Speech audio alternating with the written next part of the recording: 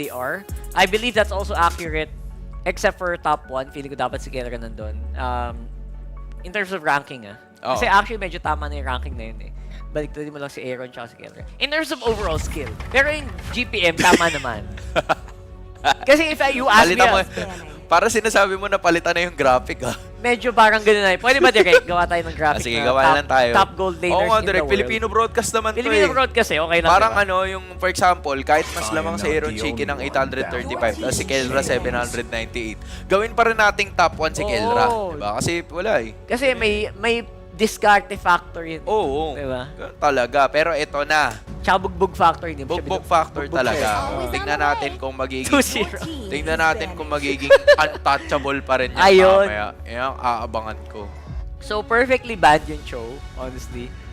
And ano ang signal pag nakaban ang Cho? May joy. May malilikot na mga kulit. May malilikot na mga, basta ang daming maliligalig. Madami, oo. Ang daming maliligalig. Number 1, yung Bruno. Available na naman. Tapos yung Bruno. Tapos yung Hylos.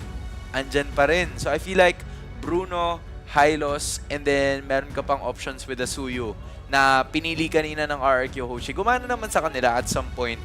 Pero gusto ko malaman pala yung thoughts mo. Kasi kanina parang medyo na caught off guard tayo with the Odette. What do you think about that? Nung pinaita kanina na Coach Kescuto ng RRQ. Ang masasabi ko lang, i-audit mo na ulit. Wow! I-audit mo na ulit. Change of heart? Oo. Kasi gumana naman For the first 18 minutes, gumagana siya. To be fair. Diba? I agree. That's true. They made a lineup that made the Odette win, or made the Odette work, pero didn't win. Pero parang siya, may timing talaga siya. Sobra. Na dapat matapos mo yung game ng ganitong klase ng oras. Pero I think like with the deny pick of the Bruno this time around, hindi na nila kailangan problemahin yun. Yep. Kasi there's gonna be damage all over the board from like minute 1 to minute 75 kung ganun man katagal yung maging laban nila. Actually, joke lang. Huwag ka na mag-audit yan. Kasi pang cheese lang yun. Pag nalaman na ng kalaban mo yung timing, pag ramdam mo na yung may timing pulso, kumbaga. Pulso. Wala na, may iwasan na nila, cancel na nila. Diba? So, wag mo na ilabas ulit. Alright, I get it. Basically, nagpalitan lang ngayon yung Bruno at yung Suyu ng sides. Tapos, pwede mo rin idagdag yung Gatot Katsa na ginamit ulit or gagamitin ulit ng SRG kasi kanina ginamit to ni Kram. And it was really beneficial for them moving forward. Pero ito nga, since sila yung nag-ban ng show, they're gonna take the Joy and then the Glue. Muli. I like it. Para gamitin ni Dairen. So technically, pag nag-Granger dito ang SRG, nagpalitan lang ang dalawang teams ng Jungler at ng Gold Laner. Which is okay lang naman. It's naman. fine. I think these are very powerful combinations. Lalo ngayon na, syempre, respect ba na kay Yums yung Cho kasi isa sa mga best hero niya. Correct. There's actually very little that can stop the Granger or hunt down the Granger as well, aside from the Joy. So, pick up the Granger here is fine. Tapos palitan na lang kayo sa mid. Diba? Hope will find a way. Kaso nag-mid una. Yeah. It's completely understandable. Classic counter kasi na lang, no? Yung Glue yung kailangan mong problemahin dyan pag ikaw yung yung Suyu. True. So at least para ma-eliminate mo agad yung yan. split, it would be very helpful na meron ka agad ng Vexana para mabakbakan mo agad yung mga Glulets kung sakali. And yeah, I like the pick here coming in from SRG. I feel like they have their bases all covered. Tapos, pwede mo rin kasing idagdag na wala pa ring mid laner itong kupunan ng RRQ Hoshi. So, kahit na mag-pick sila dito ng something unusual like the Odette and other things na nasa isip nila, I feel like may hirapan na kaagad pumwesto kung sino man yun just because there's already a Gatot Katsa on the other side. So, for preventive measure lang, tinanggal lang nila yung Eve kahit na stationary siya at maaabot siya kasi magiging malaking problema yan para hindi rin makombo yung even Hylos dito ng side ng RRQ. RQ actually perfect with the gold lane bans. Pero if talking about mid, I think yung Valentina is so good here for RQ. It can do so much and it can kind of deal with the Suyo as well. Ang sarap ng Valentina na may Avatar of the Guardian, sarap ng Valentina na may EG Boy, diba? So I think it's good, pero at the same time, RRQ should also ban out some gold Who laners. said there Alam are sa no totoo lang, shortcuts in iniisip ko life? nga rin, I parang literally invented pwede- one. it's quite risky, but they could use the Sicilian kasi meron naman silang early game damage with the Joy and the Bruno. And one tanky frontliner is gonna be the glue and maybe something else dito na pipiliin ng side ng RRQ. Pero yun yung ilan sa mga heroes na tinitignan ko dito. Kasi kung sisilipin naman natin yung kabila, wala pang gold laner ang side ng SRG. Yes, they need You to ban out still the gold. can go for the Granger. Pwede ka rin mag-go for the Harith if you want to. Pero para medyo mas maging balanced yung damage output dito ng RRQ. Since yun nga, naba na yung Farsa. Farsa and Eve are already removed. So parang pwede sila mag-Aurora. They could also go for Valentina or maybe the Sicilian here. I think a Granger ban here is good. They won't have any problems with roam. So, maybe take out the Granger, then pwede ka mag-Tigreal. Yeah. Diba? That sounds perfect for me. Then Valentina in para sa RRQ. Para naman sa SRG, I mean, ang daming options for Innocent. I think Innocent also still plays one of the best carries in the game. So, pwede ding panggulantang, pero you will lose on the laning phase.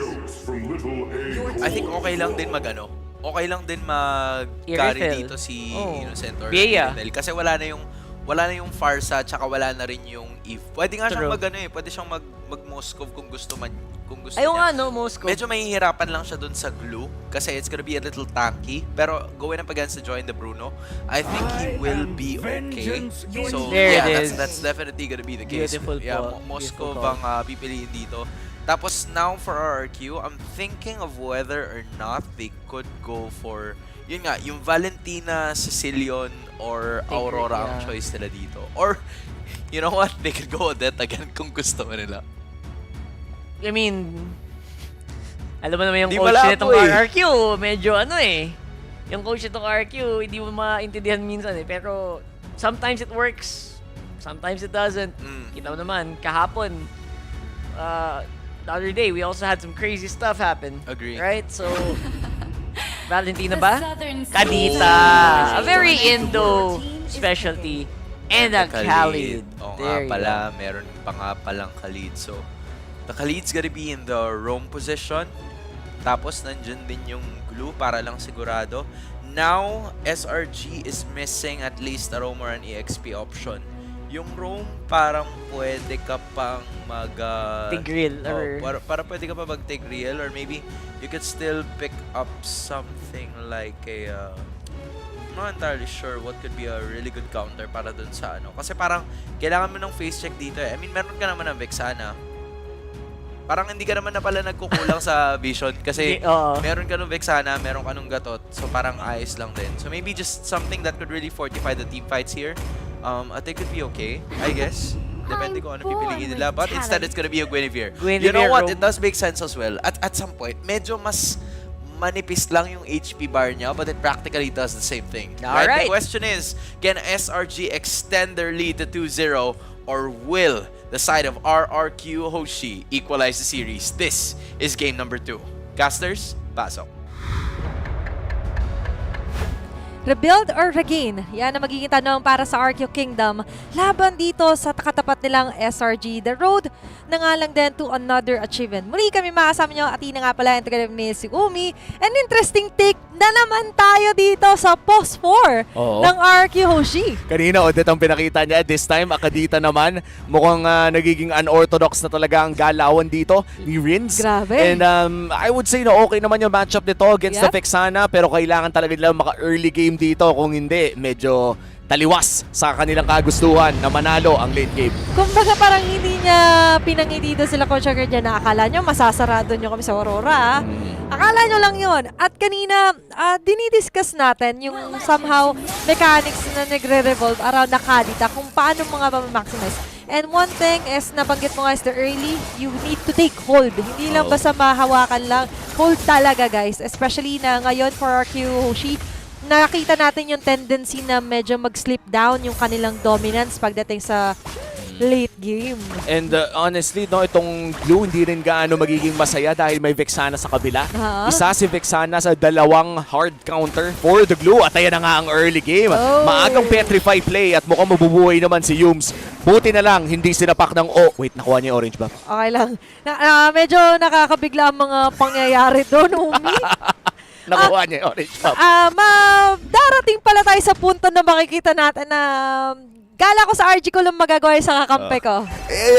Kesa naman mamatay siya, di ba? Kinailangan niya naman. Kinailangan niya gawin. Ang tawag dyan parang na-necessary sacrifice. At least yung pera sa SRG pa rin. Pero again... Pero may ano na yan, Yums, kaise. Oo, parang dahil dyan magagap ng konti sa level. Pero si Dyren naman ang magiging bayad. At si Kais ngayon ay mukhang puputoan na nga ng Electrify Beats. Naipit pa, hindi sapat yung healing mula kay Cram at wala namang Petrify. Pero tatama yung knock-up. Selangor Red Giants na lugi na nga dahil sa nangyari. Medyo nagulat ako dun sa corner na yon. At daming mga pwedeng mangyari talaga sa kanila. Doon pa sa corner na nahuli sila ng RRQ Hoshi. But meanwhile, doon talaga yung magandang reflection kung bakit hindi mo gusto na makuha ng early yung ganong klase ng mga buffs ng yung jungler. Pero for now, sila tuloy napupuruhan. Oo, ayan na nga, napuruhan na talaga. We talked about the early game, Athena. Dito talaga lamang ang RRQ Hoshi ngayon for SRG. They have to stop the bleeding. Kailangan nila abangan na lamang yung power spike nila kaysa lumaban ng paulit-ulit against RRQ. Ganun ulit. It's the waiting game. Very patient naman doon. Nakita natin si Sakai sa galaw niya. Kaso, ang difference kasi nakasuyo siya ngayon versus sa Joy. And nakita rin naman natin na reliant din somehow si Sekais dun sa mapa-farm niya sana ng early to prevent the snowball here para sa Kingdom. Pero still, move on tayo from that. And we tend to somehow tignan din yung brighter side for SRG. Nandiyan pa rin naman yung capability nila for the late game. Yung global presence na meron yung Moscow, check na check pa rin naman. And speak of which, mukhang dyan na nga yata patungo ibang members ng RRQ Hoshi. Yun na lang siguro ang aasahan muna ng SRG, no? Yep. Abangan yung late game ng isang Moscow, yung macro advantage with the Spear of Destruction. Dahil sa ngayon ay hindi talaga nila kayang pumalag, especially level 4 na dito si Rins. Every time na up yung Petrify, let's expect na talagang may hahanapin sila na may bibigyan. It doesn't matter who, honestly speaking, si Cram lang ata hindi nila kayang i-burst ng biglaan. Even si Yums at this phase of the game, hindi pa gaano kakunat ang isang Guinevere. So Rins could definitely go for getting those kills early on. And ngayon na, nararamdaman natin na hindi rin naman nagko-commit full on muna yung RRQ Hoshi by maximizing Dyren here. Kasi katulad nga nabanggit natin na hard counter sa kanyang isang Vexana, guys. Kasi di ba yung parang may mark ng Netherrealm? Or rather yung parang, mamaya may symbol yun. Ayan. Deadly Touch, ayun. Yan, yung Nether Touch. Ayan, dami nating naging combo doon. Kasi lalo pag nag-chikiting patrol siya, yung split-split, ang dami niya kasing glulets doon nakasama. So pag sabay-sabay yung nagputukan, madadamay ka pa eh. And definitely you wouldn't want that if you're RRQ Hoshi with Dyren here with a glue. Pero for SRG, somewhat yun yung mga kailangan pa nga nilang antayin. So only time will tell later on kung mamamaximize ba yan ng SRG. And I think the next turtle kailangan muna i-give ng SRG. Masyado talagang malakas yung power spike ng RRQ Hoshi. They could just potentially trade for the XP lane plates o kaya naman ay try dive yung gold lane. But regardless, hindi sila pwedeng lumaban dito unless mapitas nila si Rins ng maaga. Pero mukhang mapaparap waves naman nila. At yung turtle ngayon ay i-reset ng RRQ Hoshi. It's very important. Ayan na nga ang Petrify play mula kay Rins. Si Dyren nandun din sa gateway. At si Stormy na nga ang unang babagsak. Si Rins ata ang isusunod nila pero si Kram ay hindi sapat sa ngayon. Makakaligtas pa ng isang araw si Rins. And that is just a 1-4 non-trade. At mukhang makakalamang pa nga ang RRQ Hoshi. And even Dyren wasn't forced na mag-ulti na nga lang din doon. So for SRG, hindi nila na-maximize na meron nga sa Vexana. Especially na tanggal din naman agad doon sila Stormy. But right now, RRQ Hoshi, ang ganda ng box out nila doon sa members ng SRG, ensuring a turtle again para dito kay Sutsujin. And so far, RRQ Hoshi stick to the game plan lang. Nagiging maganda ang kanilang paghanap ng mga targets. And for kailangan lamang nilang ituloy yan. Skylar, nice dodge doon sa knock-up na nanggagaling kay Yums. Grabe. Spatial migration has to land, honestly. Yep. And even if sabihin natin may purify yan, at least burn the purify. Pero si Rinzata hindi na makakagising pa. Pero makakapag-rough waves pa pala. Si Kram nandun na yung bandang likod. Spirit Destruction, mahanap si Rins pero makakapag-swimming pala yun. At si Kram na ata ang isusunod nila. Si Idok ngayon ay makaka-back off naman in SRG. Wala silang makukuha kahit ang dami nilang binato. At nakita natin yung pag-fight back doon ng RRQ Hoshi. And for them, it's still a matter of na-exhaust nila yung resources doon ng SRG or skills rather. And aside from that, hindi naman sila natagumpay dito onto Skyler na by the way, sabi nga natin, parang purify worthy na yung moment na yun. Pero siya, hindi pa rin siya napapurify doon. And speaking of which, dito sa may bandang baba naman ang target ni Sutsujin, babalik dito kay Innocent. Kailangan magpasalamat ni Innocent doon pero pinasabog lang ni Rins with a Petri. Hindi na nga kinailangan yung knock-up eh. Petri Wrap Waves lang, sapat na. At mukhang si Yums pa ata ang isusunod nila. Rins looking for the bait out. Ang last naman magkadita ng idol ko. Grabe naman talaga si Kuya mo, Rins. At ngayon, the Rins is real. At ngayon, rinse and repeat yung nagiging strategy nila against SRG. And yung kanina ngayon natin, kung mag-Breath of the Ocean pa siya doon, diba? Sapat na eh. Petri ulti yung ginawa niya, ang lala eh. At ito, wala yung dahilan kung bakit nagbabalik na naman ng kadita. Pero depende pa rin talaga sa gumagamit. Napapagana to ng RRQ Hoshi. And definitely kanina gusto ko rin comment yung ligtas niya sa sarili niya. Niligtas niya rin naman sa sarili niya eh. Yung timing and the recalls, grabe. Yung capability niya dito with the kadita. Pero ngayon, Idok being targeted. Si Yums yan. Si Yums ata ang bibigyan. At yan na nga ang Avatar of the Guardian lands on to 2. Si Idok ang unang mawawala pero sumasakit na nga dito yung Bruno. Babalik dito kay Skylar at kailangan na niya mag-back off dahil sumasakit na nga si Sekais. Isang taunt na lang pero double kill pa nga para sa SRG. Men, ano naman ba to? Si Innocent nahanap na naman. And for RRQ Hoshi, yung 10k gold lead nila nabaliktad. Yung 5k ngayon, nababaliktad na rin. Okay, ngayon for SRG, medyo nakahinga sila ng maluwag. Although, kapag ganun na may mga napipick up sila, mas better sana kung si Innocent ay hindi rin naman nabibigyan. Kasi kahit papano, RRQ Hoshi, hindi ganun kalaki sana yung makukuha nilang kapalit. Pero si Sutsujin, yet again, targeting another hero. Adyan na paglunod, adyan na football, at hindi naman nabutin doon sila Yums and Cram. Ganda nung ginawa ni Sutsujin doon. Nakita niya yung angulo eh. Meron siyang angulo through the Leonine Crystal. Daan doon sa isang minion. Rekta doon sa hero to the electrifying beats. Yun yung mga masasabi mong alam na alam yung angulo ng Joy eh. May special kasing angulo yung Joy, especially if you're very creative doon sa Leonine Crystal mo. Kasi yung starting point mo, pwedeng manggaling kahit saan. Ang problema mo dito, yung point B, point C, bago umulti. Parang sa Goma lang yun, mga pa-5-star. Oo, Kotse ni pa-5 star, Batman. kotse ni Batman. Kaya mga ganong angulo. And actually, to be honest, yun naman yung kailangan pagdating sa Joy. And I try to use this hero. Mahirap pa yung trajectory, yung lipat-lipat mo, the dashes. Pero still, kakaiba yung mastery talaga dito ni Sutsujin. We have to commend that. 501 KDA by the way. And looking at the goal difference here, even head-to-head, lamang naman talaga evidently dito ang members ng RRQ Hoshi. It really reflects pagdating na nga lang din sa damage na inflict nila. Pero problema, natututunan na unti-unti ng SRG sanang balansin nyo. Pero ito yung hindi balanse! Hindi talaga balanse yung damage na yon dahil sinipa ng world din ni Skylar para gumitna yung Wrap Waves. Anong klaseng synergy yon? Imaginein mo, sinipa niya para umurong ng side at matamaan ng buong damage ng Wrap Waves at Avatar of the Guardian doon sa may bandang likod. Si Rids na atang unay nila, may taunt pa nga at mukhang ililista na nga dahil babagsak siya. Si Yums naman ang magiging kapalit at napakasakit na nga rin ni Idok doon sa may bandang Genji. Si Sekay sa boy pa rin naman. Si Cram ngayon ay umaabante na. Here comes the Spear of Destruction. Innocent! Nakahanap ng isa! At mukhang makakaroon pa nga ng pangalawa pero si Cram na atang isusunod. Nakunat dito si Dyren. Matutulak naman niya pero mukhang masasnare pa siya dito. It's a 2v2. Si Sutsujin ngayon naiwan si Sekay. Makakatakas pa kaya sila? Mukhang hindi na pero grabe naman yung healing. Dito ni Sekay pero may panhabol si Sutsujin. 1v1 with the Great One. Sinong mauuna? Ako mauuna ang Joy. At doon sa may bandang itaas, susubok tumakas si Innocent. Dalawang magkaibang laban yung nilalaban doon ni Innocent at ni Sekay. But definitely ganyan yung ganti ni Sutsujin. Onto si Sekay. Kanina siya yung suyo, di ba na outmaneuver kahit level gap doon si Sekay.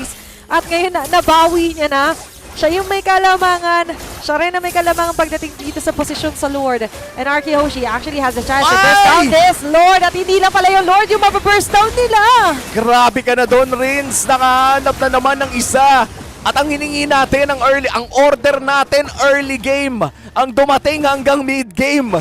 Sobra-sobra na yung pinakita ni Rins dito. Talagang nire-rinse out niya. Members dito ng SRG, nasa pangalan niya na pala mismo. Nasa pangalan na. Binabanlawan eh. Binabanlawan na niya, nahihirapan na sila si guys. And SRG, finally, makukuha na nila ang kanilang Marksman Trinity. Pero magiging too late na nga ba? Level 1 Lord pa lang naman. Kaya pa naman nilang i-clear. Pero bawal nang mapitas ng Kadita. Medyo lalo tayo magdo-double down dito sa positioning ni Innocent. Kanina pa siya nakukuha. Which means na nababawasan yun na di-deliver din ng damage. Speaking of delivery of damage, grabe na rin dito yung mga pa-football ni Skylar. And it's no joke kapag may nahuli talaga. Tapos inaanggulo pa nila dun sa mata ng tsunami. Hindi na to basta rough waves lang eh. Tsunami na talaga. Ginagawa ni Rins onto SRG. And speaking of which, kahit nasa labas ang pinakabase, ang tapang nila. Oo, napakatapang ni Cram pero kailangan din naman mabak. Hindi tatama yung rock face. Spear of Destruction. May angulo dito si Innocent. Mukhang si Dairen ang kanilang gusto. Pero si Ito nandun sa may bandang Getty. Makakapag-cash naman pala yung si Sekais. Kaya buhay pa ang SRG. What a team fight na nagmumula sa mga higante. Pabalik yung kiting nila at nakahanap pa ng isa. Ang ganda ng pag-juggle doon nila, Cram, nung damage na binibigay sa kanila ng RRQ Hoshi. Inipit niyang pilit eh, para din na ma-prevent na mabasagan sila doon ng inhibitor turret. And right now for SRG, medyo makakahinga sila. Pagdating sa mapa, mabibigyan nila ng spatial or space dito si Innocent na right now is topping of the charge pagdating sa damage ng ranking. At nagre-reflect na dito yung hinahanap natin. Once na hindi naman siya mapitas, bigyan mo lang ng isang magandang position si Innocent, gagawin niya yung trabaho niya in stellar performance. Innocent in that fight. Tinipid niya yung kanyang dash, yung first skill niya. Ginamit lamang niya yung dash na nanggaling sa Spear of Destruction para makabanat. And then the moment na nakita niyang umaanggulo na si Rinzain, bumalik din siya sa loob ng base. So overall, SRG, they know na ang damage ng RRQ Hoshi ay most likely manggagaling lamang sa Joy at pati na rin dito sa Kadita. No? Yung Bruno, yes, masakit na. Pero hindi natin masyado nararamdaman kasi si Cram lang yung natatamaan nun. Yeah, and besides that, mas gusto nga ni Cram na sa kanya muna yung sole focus dito ng RRQ Hoshi. He's trying to get their undivided attention kanina pa kay Innocent. At na-divide niya naman, di ba? At nagkaroon ng instance nga ng SRG na kabawi na kahit papano dito sa RRQ Hoshi. Yung kaninang sobrang laking lead, kahit papano nakalahatian naman nila. And the important thing is, meron pa rin progress. Yun yung pinaka-importante. Hindi sila nakukulong onto one side or onto their base alone. But still, nandyan pa rin yung threat ng RRQ Hoshi. They could eliminate anyone na bumukod. Katulad ni Innocent doon. Buti na lang dito para sa may bandang LBM tatambay ang RRQ Hoshi. Hindi rin pwede masyado magdikit-dikit, no? Dahil ayaw mo rin naman na tatlo kayong para-rough waves. Pero hindi rin pwedeng masyadong malayo kasi pag may napitas na isa at walang umaalalay, may hirapan ang Selangor Red Giants. So RRQ Hoshi, hawak talaga nila ang kalamangan, though hindi pa naman in terms of the waves dahil dito na rin papasok yung Moskov advantage yun na tinatawag natin. Yes. Pwedeng iwan ang Moskov doon sa may bandang itaas. Kailangan lamang kumabit ng Spear of Destruction para makalaban sila dito sa may bandang ibaba. The global presence of Moskov, mamaya tignan natin kung paano ma-maximize. Pero si Reds! Kakasabi lang natin, pag may isa talaga siya nakita, lulunong rin niya talaga ng biglaan yan. Nilunod na nga at mukhang si Dairen ay manzo-zone out pa. Just like that, because of another pick-off na nanggagaling dito kay Rins ay makukuha na naman ng RRQ Hoshi ang Lord. And this is gonna be their second Lord and a Luminous Lord as well. Malaki ang tsansa na mawalan na ng inhibitor turret ang Selangor Red Giants sa paparating na push ng RRQ. Especially na nakaangat na rin ngayon ang minion wave ng RRQ Hoshi. Sinasabay nila dito sa pag-angat. Both onto the top and even the bottom lane turret here. Nandun ng Magic Sentry. Marireveal ng slight ang ibang posisyon ng mga members, pero ito mag-all-in. We have a 5-on-5 here. Defense at opensa para sa RRQ Hoshi. Conceal play na gamit na rin. Flicker coming in from Edok. Makakahanap ng isa. Si Sekais pa nga yung nahanap nila. Wala munang pang-buyback dyan dahil si Innocent na ata ang isusunod nila. Nakaka-free naman. Hindi tatama yung spatial migration ni Yoms. At makakaback pa nga si Innocent. Kamuntikan lang bumagsak sa damage yun ang gagaling sa Bruno. Pero ito na ang minion wave. Panapos na nga ba ito ng RRQ? And look at that! Another find mula dito kay Sutsujin. At mukhang makakakita na nga tayo ng susunod na laro dahil RRQ strikes back. Wiping out SRG onto that final blow. We're going on a 1-1 na score dito sa second matchup natin. Grabe naman ang bawi. Hindi na binitawan. Sabi natin early game. Sabi mo, binigyan tayo hanggang late game. Ito yung order mo, bulalo, binigyan ka, bulalo, overload. Hindi lugi. Hindi mo kailangan magreklamo sa news. Ang lupit ng pinakita dito ng Kadita. And again, this is a very select game. And a very important game kung saan masasabi natin na hero mastery ay napaka-importante. Kung hindi magaling yung Kadita doon, ay hindi sila mananalo. Pero syempre, paano nga ba nila inaipanalong laban na yon? Alamin natin ng sabay-sabay kasama ang ating panel. Maraming salamat muli sa ating mga casters. Hindi ko alam kung ito ang in-expect nyo, pero this is how I like it. Right? Kasi karamihan sa mga series na nakita natin from before, nagsisimula na 2-0 kaagad, tapos bigla na lang babawi all of a sudden. And the drama continues, right? For both Malaysia and Indonesia, because RRQ striking back, and I felt like the X factor out of everything, or out of all of the picks that they've had, was the Kadita. For me, even though the joy was there, yung Kadita, yung Matic na -1, as we take a look at the item builds. I think yun nga yung something na dinala ng RRQ dito. It's actually a very prevalent pick sa Indonesia. So parang nagdala sila ng konting flavor ng Indonesia sa draft natin dito. And it really, I think it caught SRG off guard.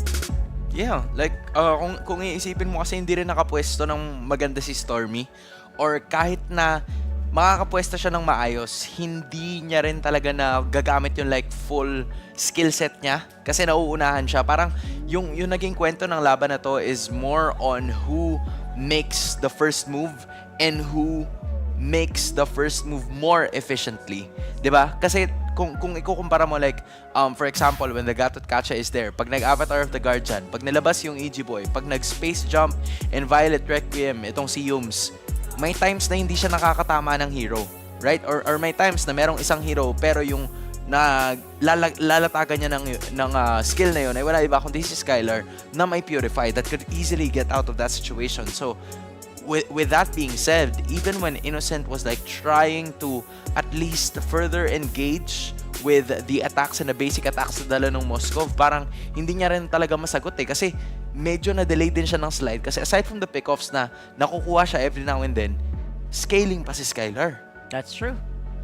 And I think sobrang crucial din na ewan ko, the roamer pick was honestly the biggest question for me for SRG. It felt like naubusan ng hero si Yus, but we know hindi eh. Yeah.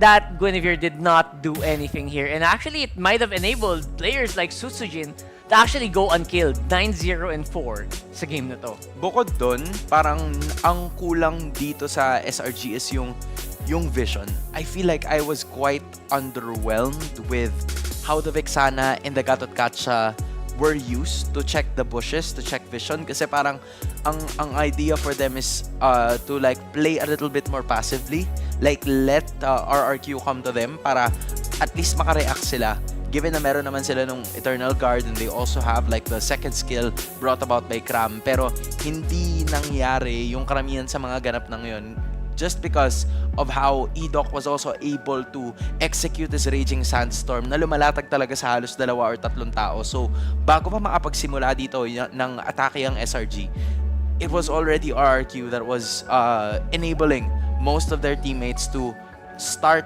their attacks. And not only that, diba? Nakikita mo yung purple buff din na would usually be at some point important to the other heroes here ay hindi na rin talaga nahawakan ng kupunan ng SRG in the later portions ng ating laro.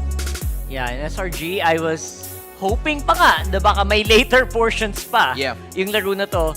I was hoping na maybe Innocent could catch up eventually in terms of itemization. Baka pag nag-full item siya, mas magkaroon ng balance dito. Pero isipin mo, at that moment siguro, pag umawat tayo sa super late game, malamang si Skylar na una na doon sa 6 items na yon, and that might have been actually baka mas matalo pa sila. So honestly, it felt like RQ had the grip for the whole game. And that's exactly what happened, right? Nauna ng agaran, and there you have it, may palabas pa ng pintuan. Pero ayos lang yan. Kasi si Sutsuji naman, ang crush ni... joke lang. Hindi ko pwedeng sabihin. I-drop mo na. Ha? Dito na tayo eh. Basta nagsisimula ang caster name niya sa A at nag-e-end sa A. Hindi ko sinasabing si Auntie Anara yon. Sino yun? Wala akong sinasabi na pangalan, 'di ba? 904, ang galing-galing talaga ni Sutsujin, and sana hindi nanonood si Auntie Anara kasi baka sabunutan niya ako kinabukasan. Pero ayos lang kasi wala naman siya dito, so makaka-survive naman ako for the next 24 hours. But given that yung performance niya, I felt like really relied on vision. Parang mas maraming nakikitang bases and territory or places dito ang side ng RRQ Hoshi compared to SRG na kailangan mong isacrifice yung sarili mong body or yung sarili mong hero so that you can find someone in that bush. Less fear. Ang point ko dito is sana nagkaroon sila ng hero na medyo mapakaba naman. Si Sutsujin. Yun yung feeling ko kinulang sa atin dito.